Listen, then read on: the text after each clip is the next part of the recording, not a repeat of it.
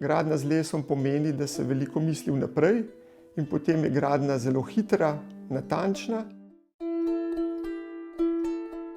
Sem Matej Gašparič, arhitekt. Gradnja z lesom mi je osebno bližje iz več razlogov. Kot prvo je material sam, ker mi je blizu les.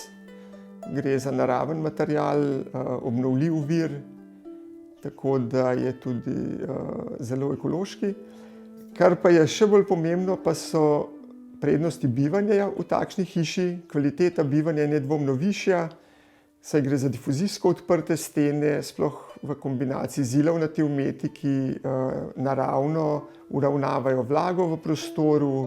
Tako da sem mnenja, da je bivanje bolj prijetno in tudi bolj zdravo.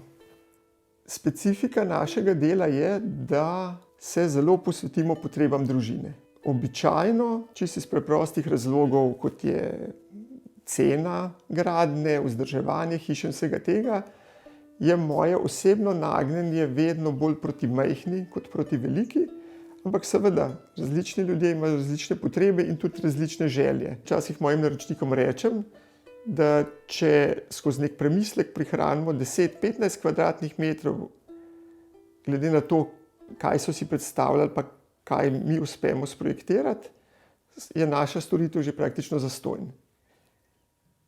3 nasveti za gradnjo, da gradnja ostane v okviru nekega sprejemljivega budžeta: manj tekočih metrov, manj kvadratnih metrov, pa manj kubičnih metrov.